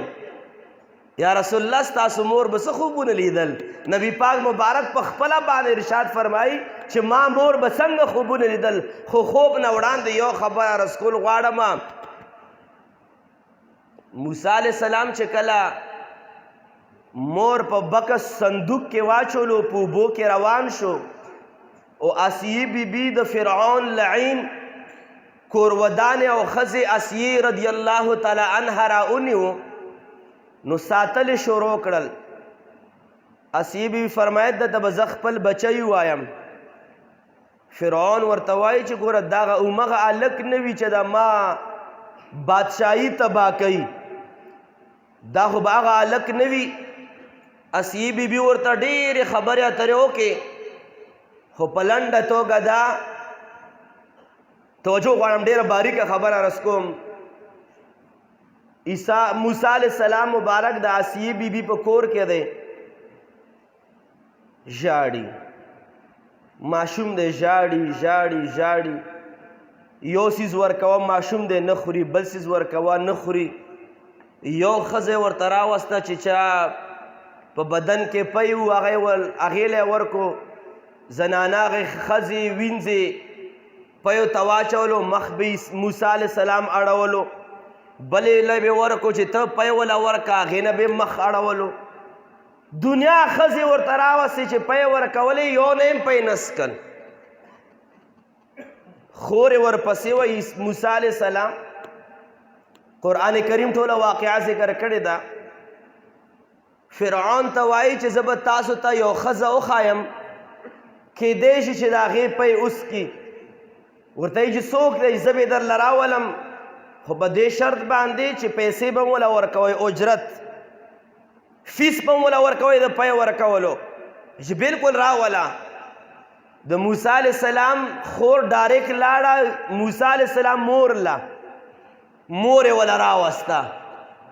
چې کله یې وکتل قرآن کریم ټول واقعه ذکر کړې ده موسی علیه السلام مبارک مور خپل سینې ته واچولو پی شروع کړل پی شروع کړل پی څکلې شروع کړل بس دا روټین جوړ شو چې دومره پیسې به درکو او دغې ماشوم له پی ورکوه خپل مور ولا پای ورکول پیسې به ورته ملاوېدې د بچی دیدار به ورته ملاوېدو علما لیکي چې موسی علیه السلام مبارک پی د نورو ښځو ولې نسکل د خپل مور والا اسکل د پردو ښځو یې ولې نسکل بس دغه جمله د اورېدو قابله د علما لیکي چې پیغمبر بدن مبارک دا جنتی بدن وي پیغمبر بدن دا پاک بدن وي او دغه پیو نه د بدن د پاره غذا دا بدن د پیو نه جوړیږي او دا ټولې ښځې چې ورته راوستې وي دا کافرې مشرکې ښځې وي او پیغمبر شان دا نه دی چې د یو مشرکې بدن پی وسکي او د پاک پیغمبر پاک بدن د هغې نه جوړ شي نو خدای پاک دا ګواره نه کوله چې د ما پاک موسی مبارک بدن د یو پلید انسان د بدن د پی نه جوړ شي نو موسی علیه السلام په ماشومتوب کې دا معجزه وه چې مشرکانو پی نسکلې د پاکې مور بیبي پی اسکل شروع کړل بس صرف توجه دې خبرې طرف ته رسکول غواړم چې موسی علیه السلام مبارک د مشرکې ښځې پی نسکل د کافر ښځې پی نسکل چې پاک پیغمبرو بس دې ځای کې صرف سوال دا دی سوال یا نشان دا دی چې نبی پاک مور کچر یو 2 سیکنډو د پاره غیر مسلمه ثابت کو د نبی پاک مبارک پلار مبارک یو 2 سیکنډو د پاره غیر مسلمه ورته وایو سوال دا دی چې العیاذ بالله د ګنده اوبو نه به نبی پاک مبارک څنګه پیدا کیږي بیا به نبی پاک مبارک العیاذ بالله په نجس انما المشرکون نجس مشرکان قرآن فرمای دا نجس او پلید تی کچر مور بی بی غیر مسلم وا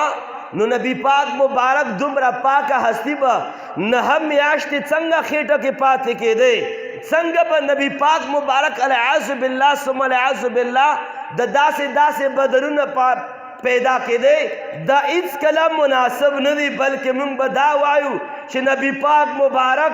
د جنتیانو سردار دی او نبی پاک والدین د ټولو مابعد د جنتیانو سرداران دي غرض مدا دی داسې یو خبره منځ کې راله خو موږ به دا موقف ساتو چې د حضور نبی پاک مبارک والدین مبارک دا جنتیان دي چې نبی پاک مبارک باندې ایمان راوړو باندې په نسبت سره توجه به غواړم حضرت انس رضی الله تعالی عنه مازیګر کې ماشومانو سره لوبو د پاره تلو نبی پاک مبارک خادمو ماشومان ولراله خصائص کبرا لیکي ماشومان ولراله چې راځي انس مازیګرې د چکر لزو لوب مو بولا ماشومو بهر تلو دوستانو توایج لک صبر وکي د نبی پاک مبارک صادر مبارک درستخان مبارک زوینزل غواړم مازیګاری کې روټه د پارا تنور لګیدلې و انس رضی الله تعالی عنہ مبارک رالو او د حضرت رسول الله صلی الله علیه وعلى آله وصحبه وسلم درستخان تنور ته گزار کو دوستان ورته وایي چې دا ته وینځل غواړې او که دا سوځول غواړې ورته فرمایي زه وینځل غواړم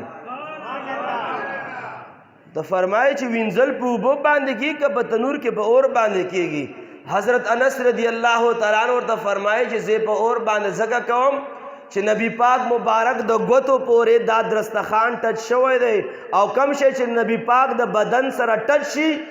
هغه باندې دی دنیا اورم حرام دی د آخرت اورم حرام دی چې درستخان د نبی پاک مبارک پورې ټچ شو هغه ته به اور نه ملاویږي نو آیا هغه هستی مبارکه چې نبی پاک نهم میاشتې دننه پروت و نبی پاک مبارک د څومره عمر پورې د مور مبارکې په غېږې کې تیر کړی و هغه مبارکه به بیا داسې ځای له ځي نه مونږ دا ایمان دی چې نبی پاک مبارک والدین به د ټول نه مخکې جنت ته داخلېږي نبی پاک مبارک فرمایي ورؤیا التي امرأت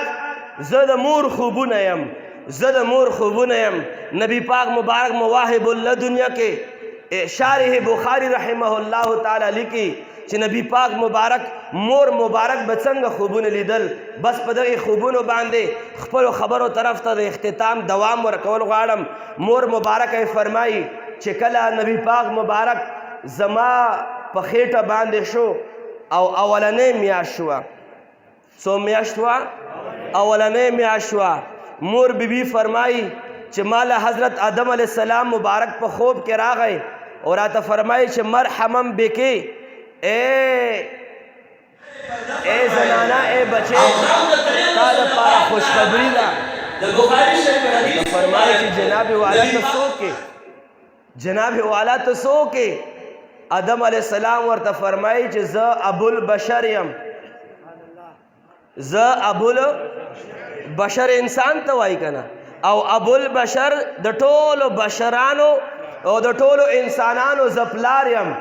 ورته فرمایي چې خوب کې څنګه راغلی بس جمله لا اورېدو قابله ده ورته فرمایي چې اے بچې آدم علیہ السلام ورته فرمایي چې اے بچې زه ابو البشر یم او راغلی د دې دپاره یم چې خوشخبري ده ستا دپاره چې زه ابو البشر راغلی یم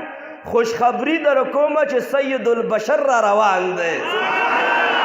زه ابو البشر یم د ستا په خېټه کې چې کم ماشوم ده هغه سید البشر دی نبی پاک مبارک مور بیوی فرمایي چې کله دویمه میاشت وه په دویمه میاشت کې شیش علیہ السلام مبارک راغی شیش علیہ السلام مبارک چې کله رالو ما ورته فرمایي چې څوک ورته فرمایي زه شیش علیہ السلام یم شیش علیہ السلام مبارک ولاړ دی مور مبارک د نبی پاک ته ولاړ دی او څه جمله فرمایي السلام علیکم یا رسول الله نبی پاک د دوو میاشتو دی په خېټه کې دی شیش علیہ السلام ورته ولاړ دی او نبی پاک په خېټه مبارکه کې دی او ورته عرض کوي چې السلام علیکم یا رسول الله اے د الله نبی په تا باندې د سلامونه وي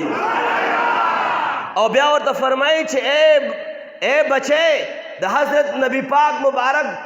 مور مبارک ته فرمایي شیش علیہ السلام چې اے بچے تا ته پته نشته چې ستا په خېټه کې کومه هستی پرته ده ورته فرمایي چې دا صاحب التعویل دی و صاحب الحدیث دی د دغه نبی پاک لبه رب ذوالجلال داسې گفتگو داسې خبرې ور نصیب کوي چې د هغه خبرو نه بشریت جوړیږي فرمایي چې درېیمه میاشت باندې زه خوب وینم چې حضرت نوح علیہ السلام راغی او نوح علیہ السلام ولاړ دی نبی پاک مور مبارک ته ولاړ دی او سلام کوي چې السلام علیک یا نبی الله اے د الله نبی په تا باندې سلامي نوح علیہ السلام ورته فرمایي چې اے زما بچے تاله چې کم خدای پاک بچے درکولو والا دی کم ماشوم ستا په خېټه باندې دی دله به الله پاک نصرت هم ورکوي دله به الله پاک روب هم ورکوي چې کله څلورمه میاشت شوه حضرت هود علیہ السلام مبارک راغی ورته فرمایي چې السلام علیک یا صفوت الله اے د الله مصطفی تا باندې د سلامونه وي شیش علیہ السلام ورته فرمایي چې اے بچے تاله چې کم خدای پاک بچے درکوي دا صاحب شفاعت کبرا راځي ورځ د قیامت باندې چې کوم لوی شفاعت دی هغه شفاعت به په لاس د مصطفی کې موجود وي شیش علیہ السلام مبارک نه په بله میاشت باندې حضرت هود علیہ السلام راځي هود علیہ السلام نه بعد حضرت ابراهیم علیہ السلام مبارک راځي هغه ابراهیم علیہ السلام چې دعاګانې به یې کولې چې خدای پاکه ما نیکه د مصطفی جوړ کې ابراهیم علیہ السلام په خوب کې راغی او خپل بچی ته آواز کوي आवाज ورته څه کوي आवाज ورته څه کوي سلام ورته څه کوي ابراهیم علیہ السلام د 5 میاشتو محمد مصطفی علیہ السلام چې د مور په خېټه کې موجود دی ابراهیم علیہ السلام ورته سلام کوي چې السلام علیکا یا رحمتا للعالمین ابراهیم علیہ السلام ورته سلام کوي چې د 5 میاشتو بچیا تعالی خدای پاک کوم مقام درکړی دی خدای پاک رب العالمین دی مصطفی رحمتا للعالمین حضرت ابراهیم علیہ السلام مبارک نه بعد حضرت سیدنا اسماعیل علیہ السلام مبارک چې کوم اسماعیل علیہ السلام د ابراهیم علیہ السلام مبارک سره ولاړو ابراهیم علیہ السلام دعا کوي رب کریمه ما د مصطفی نیکه جوړ کې حضرت اسماعیل علیہ السلام آمین په ویلو ځکه د اسماعیل علیہ السلام په اولاد کې رب ذوالجلال محمد مصطفی علیہ السلام پیدا کړو اسماعیل علیہ السلام مبارک په خوب کې راځي او مور بیبي د نبی پاک مبارک ته فرمایي چې السلام علیکا یا من اختاره الله اے معشومه تا باندې سلام وي او اے معشومه تا هغه هستی چې خدای پاک د ځان د پاره منتخب کړي او بیا ورته فرمایي چې اے بچې تعالی چې کم رب ذوالجلال کم بچې درکوي دا به څوک وي رجیح و ملیح رجیح معنی دا ده چې چرته د دې مبارک ځي د تله بدرنوي او نبی پاک مبارک ته فرمایي چې ملیح اے محبوب کریم اے زما بچیا اے داس حسن والا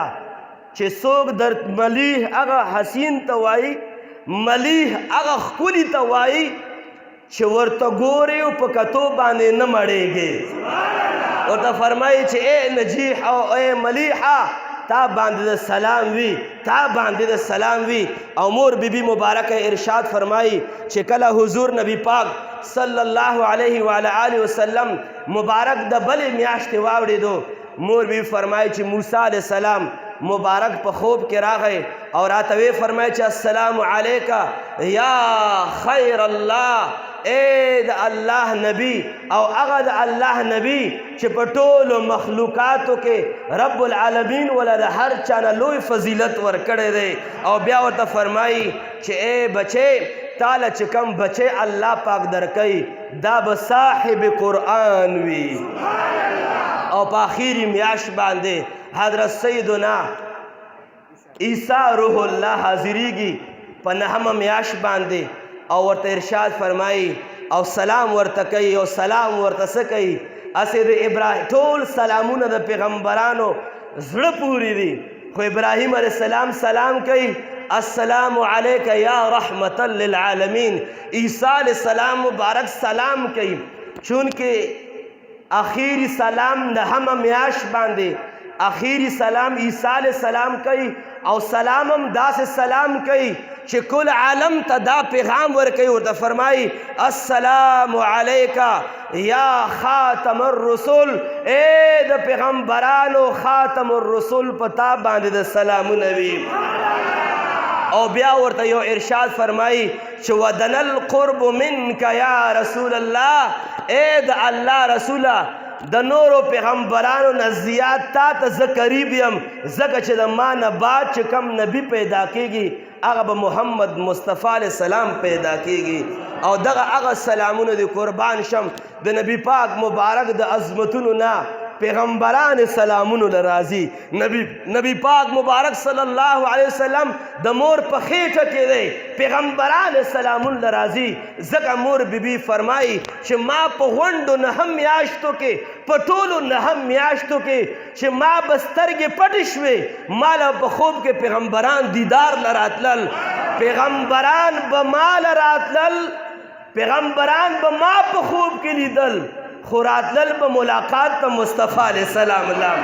هر ورځ او په هر شپه باندې به چې ما سترګې ورغلې. بعضې روایت لیکي چې مور بیبي فرمایي چې په هره شپه باندې ما پیغمبران لیدل چې سلام د مصطفی له به راتلل، سلام د مصطفی له به راتلل. دغه سلام مصطفی علیه السلام مبارک زده کړه، دا په میلاد مصطفی کې کېږي. دغه سلامونو سره محبت، دغه سلامونو سره تعلق دا په میلاد مصطفی کې کېږي. چې څوک میلاد مصطفی علیه السلام مناوي د هغه په زړه کې ولوله وي، د هغه په زړه کې جوش او جذبه وي چې کله به ما ته دیدار مصطفی ملاویږي، کله به ما ته سلام د زیارت ته مصطفی علیه السلام ملاویږي. ځکه نبی پاک مبارک ارشاد فرمایي چې زه د مور هغه خوب یم چې کم به زما د ولادت په دوران کې به زما کم مور خوبونه لیدل. ځکه صحابي رسول نبی پاک د فرمایي قربان یا رسول الله تاسو څوک یې؟ نبی پاک ورته ارشاد فرمایي زه د خپل نیکه ابراهیم دعا یم، د عیسی علیه السلام خوشخبري یم او د مور بیبي مبارک خوب یم. او زه به آخر کې دا خبره ضرور وکم او دغه روایت کچرې زه نیمګړی پرېږدم، شاید چې دا خبرې به هم نیمګړې پاتې شي. خو مور بیبي مبارک فرمایي چې کله حضور نبی پاک مبارک د ما نه کله پیدا شو، کله نبی پاک مبارک د ما نه پیدا شو، ما خپل بچی ولیدو چې په سجده باندې پروت و. ځکه مبارک فرمایي چې فنظرت الیه وهو ساجد، چې کله نبی پاک د ما نه پیدا شو نو ما ولیدو چې نبی پاک مبارک په سجده باندې پروت دی. هسې سجده ورته چا ښودلې ده؟ دغې اولنۍ 2-3 منټو ماشوم ته امام الانبیا رحمتا للعالمین ته سجده چا ښودلې ده؟ یاد ساتئ نبی پاک هغه هستی مبارکه ده چې لا پیدا نه و، عظمتونه یې ټول کائناتو ته ښکاره وو. خو چې کله د مور په خېټه کې نبی پاک مبارک پیدا کېږي، رب ذوالجلال د خپل عبادت تعلیم په خېټه کې ور نصیب کړی و. ځکه نبی پاک مبارک چې پیدا کېږي په سجده باندې پیدا شو. او مور بیبي مبارک فرمایي چې کله نبی پاک مبارک پیدا شو زه حق حیرانه پاتې شوم چې د چا نه د ماشوم پیدایش په دوران کې غټ کسان پوهیږي، بالغ او وده کړي پوهیږي چې کله ماشوم پیدا شي د زنانه د بدن نه وینې را روانې شي. خو مور مبارکه فرمایي چې کله ما نه خپل بچی پیدا کېدو وینې نه، ما نه نور داسې خارج شو چې ناسته په کور کې وم او د کیسر او د کسرا محلات ما په نظر باندې ولیدل. فرمایي چې زما د بچی د پیدایش سره نورونه پیدا شول، رڼاګانې پیدا شوې. او مور بیبي فرمایي چې دومره رڼاګانې وي، دومره انوار او تجلیاتو چې کله ما د کور صحن وکتو او بره ما اسمان ته نظر کړل، ټول ستوري د امینې بیبي کور له راغلي وو. مور بیبي فرمایي چې د ټول ستوري زما کور له راغلي وو او فرمایي چې دومره زیات راټیټ شوي وو چې زړه کې مې دا ګومان راغی چې دا ستوري ګویا اوس د ما په د کور په صحن کې دا پرېوتو واله دي. مور بیبي فرمایي سجده باندې پروت دی، دوی مبارک اولنۍ سجده لګی او چې کله ما ولیدو چې محبوب کریم په سجده باندې پروت دی، زه ورنږدې شوم چې ما وکتل نو نبی پاک په سجده کې پروت دی او شونډو مبارکو له حرکت ورکوي، شونډو مبارکو له حرکت ورکوي. چې ما غوږ ورنږدې کو چې د اولنۍ منټ ماشوم په سجده باندې او خولې مبارکې له حرکت ورکوي. نور خو راته پته وه چې ابراهیم علیه السلام راته ویلي چې رحمتا للعالمین دی، عیسی علیه السلام راته فرمایلی وو چې د ټولو پیغمبرانو خاتم الرسول دی. اخو راته پته وه خو چې غوږ مې ورنږدې کړو. محبوب کریم مبارک په اولنۍ سجده کې دعا غوښتله چې اللهم هب لامتی رب کریمه، زما امت ته بخنه ور نصیب کې. نبی پاک مبارک صلی الله علیه وعلی آله وسلم په اولنۍ سجده کې زما او د ستا یاد کړی د هغې یاد فریضه دا ده د هغې یاد وفا دا ده چې کله میلاد مصطفی میاشت راشي د هغې سجدې په یاد په بدله کې موږ دلته میلاد مصطفی او یاد مصطفی مناو او هزارها فتوی څوک ولګوي چې میلاد شریف د کم ځای نه ثابت دی یو ځای نه دم نه ثابت میلاد مصطفی کې دیدار مصطفی ملاویږي په میلاد مصطفی کې شفاعت مصطفی ملاویږي په میلاد مصطفی کې محبت مصطفی ملاویږي په میلاد مصطفی کې رضا د مصطفی ملاویږي په میلاد مصطفی کې هر څه پرېږده په میلاد مصطفی کې رضا د خدا ملاویږي دا هغه میلاد مصطفی صلی الله علیه وعلى آله وسلم دی چې په دې باندې په هر څومره فتوی ولګي په دې باندې څه فرق نه پرېوځي دا میلاد پرونم مناو شوی دا میلاد شریف ننم مناو شو دا میلاد شریف سبا مناویږي او تر هغه د قیامت ته مازدیګر پورې به هر کال په 12 ربیع الاول کې چې مناویږي او که نه مناویږي که څه شی کېږي او که نه کېږي په 12 ربیع الاول په میاشت کې میلاد مصطفی ضرور مناویږي انشاءالله العزیز غرض مدا چې حضور نبی پاک مبارک نه چې چا پوښتنه وکړه چې ته څوک یې مونږ ته خو لږ ووایه چې ته څوک یې نبی پاک فرمایي زه د خپل نیکه دعا د حضرت عیسی علیه السلام خوشخبري او د مور مبارکې زه هغه خوبونه یم چې زه د مور په خېټه وم زما مور به خوبونه لیدل او په هره شپه به د پیغمبرانو ملاقات لیدلو او هغه ملاقات چې د نبی پاک مبارک د در د سلامۍ لپاره به حاضرېدل د هغې نبي په یاد کې موږ ستاسو راجمع یو رب ذوالجلال خالق کائنات زموږ ستاسو دا حاضري دا لیدل اورېدل په خپل بارگاه کې قبول و مقبول فرمایي او چېرته مې زه لاړ شم او زما ټي وي پروګرامونه څوک ګوري نو دا خبره ضرور کوي چې مفتی صاحب خو په ټي وي کې ډېرې کلار کلار خبرې کوي آرام آرام سره پستې پستې خبرې کوي او دلته دومره په جذباتو باندې خبرې کوي میلاد شریف کې نو زه ورته دا یو خبره کومه چې میلاد شریف دا د نرمو نرمو پستو خبرو نه دی میلاد شریف کې به خپل محبت او د جذباتو اظهار به کوو نبی پاک مبارک او دا خبره به زه ضرور وکړم چې 13 ورځ باندې زما د یو میلاد شریف کلیپ زما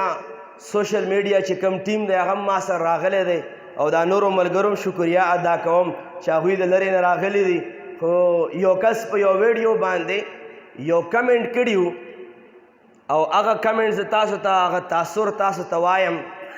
لاندې لیکل کړي چې مفتی صاحب ما خو به ته ډېر زیات اورېدې او ستا تقریرونه او ستا درسونه ما به ډېر زیات په ټي وي او په دې اورېدل معلومېده داسې خو لیکن دا راته پته نه وه چې تم بدعتي یې چې دا راته پته نه وه چې تم بدعتي یې یعنې مطلب دا ما میلاد شریف باره کې خبرې کړې وې نو شاید چې هغه ته دا پته نه وه چې دا میلاد شریف مناویدونکی څه کوي چې میلاد شریف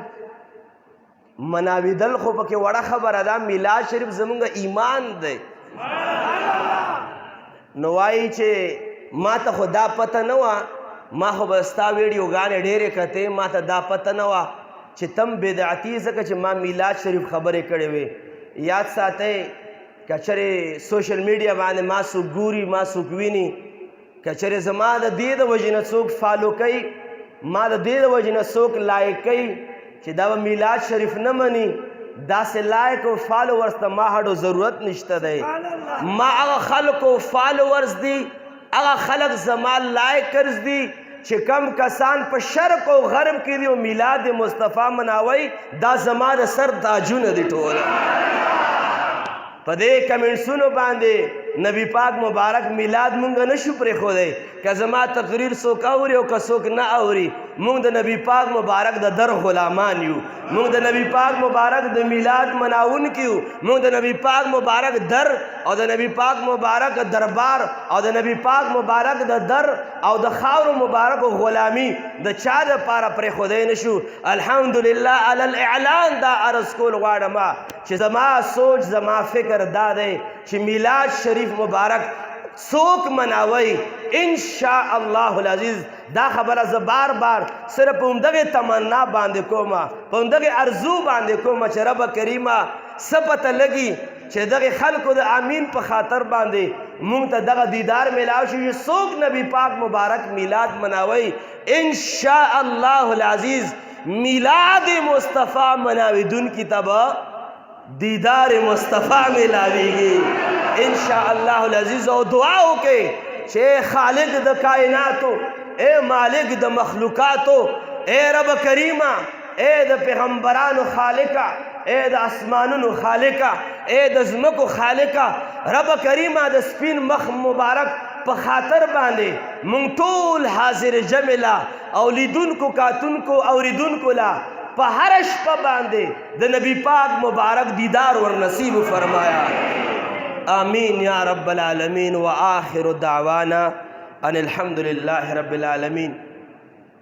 آمین الحمد لله رب العالمین والصلاة والسلام على أشرف الأنبياء والمرسلين وعلى آله وأصحابه وذرياته وأهل بيته أجمعين ډېر په اخلاص باندې دعا وکړو چې رب کریمه زمونږ د دغه ټولو تور مخو خدای پاک دغه ټولو ګناهګارانو سیاکارانو خدای پاک د ستا د در نه د مفرورو خلکو دا حاضری په خپله بارگاه کې قبول و منظور فرمایي رب کریمه دغې حاضرۍ باندې چې ستا د نبی پاک یاد دپاره راجمع شي رب کریمه مونږ کې څه کمال نشته د ستا د حبیب یاد په نامه باندې راجمع شي رب کریمه مونږ نه داسې راضي شي چې بیا ناراضه نه شي رب کریمه زمونږ د ټولو د لرې او د نږدې نه چې چا د دعاګانو نه ویلي دي رب کریمه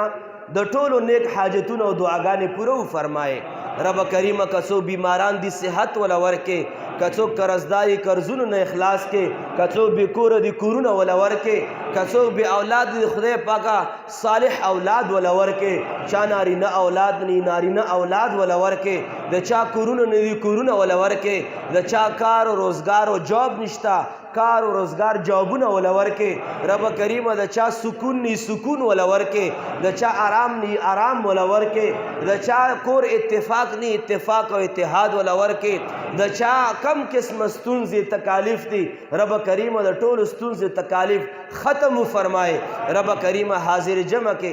زړه کې د چا څه قسمه جایز مرادونه دي رب کریمه د ټولو جایز مرادونه پوره فرمایې علما راغلي مشایخ راغلي او د یو لوی ولی په خوا کې په مسجد کې مونږ ناست یو خدای پاک د ټولو مشرانو درجات بلند کې زمونږ استاد څومره وفات شوي مسلمانان حقداران دي که د چا والدین دي سره زما د والدې صاحبې که د چا خویندې وروڼه دي سره زما د کشر ورور که د چا استادان دي د چا مشایخ دي رب کریمه سره زما د مشر صاحب رحمت الله علیه زما د استادانو د شهدای کرامو سره خدای پاک د ټولو قبرونه منور کې د ټولو درجات بلند کې د ټولو د آخرت خوشحالۍ نصیب کې رب کریمه چې زمونږ څومره دعاګانې کړي دي او پټې پټې دعاګانې به م کړي چاته وایو به نه خدای پاک هغه تیر شوي ټولې دعاګانې قبول و منظور کې خدای پاک دغه دعا هم قبول و منظور فرمایې راتلونکې دعاګانې هم قبول و منظور فرمایې خدای پاک هر چاته پته ده خدای مونږ ګناهونه معاف کې خدای پاک مونږ ګناهونه په نیکیو باندې بدل کې خدای مونږ مات ګډ نیک اعمال کړي دي نیک اعمال او اعمال زمونږ دغه نیک محافل همیشه د پاره نصیب فرمایې زمونږ د بچو نسل در نسل تر قیامت پورې خدای پاکه د نبی پاک په یاد کې همیشه د پاره راجمع کې رب کریمه ته دعاګانې قبلیدونکی بل در نشته چې دعا وغواړو زمونږ بل دعا قبلیدونکی نشته خدای پاک د ستا در دی چې دعا قبلیږي خدای پاک د ستا ذات دی چې آواز اوري دعا قبلوي خدای پاک مونږ بخنه نصیب کې خدای پاک مونږ نه داسې راضي شي چې بیا ناراضه نشي رب کریمه په ژوند کې نیک اعمال نصیب کې د ګناهونو نه مونږ محفوظ وساتې رب کریمه د بیمارو نه آفاتو بلیاتو کرونا وبا ډینګي وایرس جمله مختلفو امراضو نه رب کریم مونږه محفوظ وساتي څوک پکې مبتلا دي صحت کامله عاجله ور نصیب کې رب کریم څومره خلکو دعاګانې غوښتې دي رب کریم د ټولو دعاګانې قبول منظور کې او دعاو کې زمونږ پاکستان کې د تحریک لبیک یا رسول الله والا چې زمونږ د اهل سنت والجماعت ملګري دي راوچت شوي دي او یو قسم ته د ناموس رسالت لپاره ودرېدلي دي او حکومت هم زمونږ خپل حکومت دی زمونږ خپل رونه دي زمونږ خپل د ملک محافظین دي او هغوی هم د یا رسول الله په نامه باندې قربانۍ ورکوونکي دي خدای پاک د حکومت او د لبیک یا رسول الله په خپل مینس کې مصالحت او اتفاق او اتحاد نصیب کې رب کریم د ناموس رسالت جنډا همیشه د پاره بلند و بالا وساتي رب کریم د نبی پاک د ناموس رسالت لپاره زمونږ د جان د مال او د اهل عیال قرباني نصیب فرمایي رب کریم مونږ ظاهر خیسته کې زمونږ باطن خیسته کې رب کریم څومره اسلامي ممالک دي په خپل مینس کې اتفاق او اتحاد نصیب فرمایي او په آخر کې دا دعا وکړو چې رب کریمه یا به یو ورځ ژوند پاتې یا به 2 ورځې ژوند پاتې او یا به کال یا به 10 کاله او 20 کاله وي خدای پاکه د ستا په علم کې چې څومره زموږ ژوند دی ټول ژوند هم خدای پاکه د ستا په عبادت کې تیر کې خدای پاکه د ستا په رضا په کارونو کې تیر کې خدای پاکه موږ ته ځانونه معلوم دي چې څومره ګناهګار یو خدای پاکه ته د بخونکې ذات یې خدای مونږ بخنه نصیب کې خدای د ایمان زوال نه مساتې او رب کریم ته زمونږ رب یې ته زمونږ خالق یې زمونږ مالک یې مونږ به کله ګناه کوو کله به دروغ وایو کله به یو ګناه کله بله ګناه خدای ته زمونږ رب یې ته رحمان یې ته رحیم یې خدای پاکه ته ستار یې خدای پاکه ته غفار یې ته غفور یې ته رحیم یې ته رحمان یې خدای پاکه مونږه ګناهګاران بندگانو د محبوب کریم د سپین مخ مبارک په خاطر باندې خدای د دواړو جهانو عزتونه زموږ نصیب کې د دواړو جهانو رحمتونه زموږ نصیب کې د دواړو جهانو برکتونه زموږ نصیب کې خدای پاکه ټول عمر چې کینو ستانه دعا وغواړو بیا هم راته ژبه معلومه ده چې څومره ګناهګاره ده بیا هم د دعا د قبلېدو لایقه نه ده خدای پاکه د ستا محبوب او د ستا محبوبانو چې کومې د خیر دعاګانې غوښتي خدای پاکه خیر دعاګانو کې زمونږه لویه برخه نصیب فرمایي خدای د ستا محبوبانو او محبوب کریم چې درنه کوم د شرونو نه د فتنو نه امانونه غوښتي دي خدای پاک هغه ټولو فتنو شرونو نه مونږ ته امن او امان نصیب فرمایي خدای پاک د مرګ په وخت کې د مرګ د شهادت سره د کامل ایمان سره په ژبه او په زړه باندې دا کلمه جاری وساتې چې لا اله الا الله لا اله الا الله لا اله الا الله محمد رسول الله صلی الله علیه وعلى آله وسلم ټولو ته د میلاد شریف ډیر ډیر مبارک وي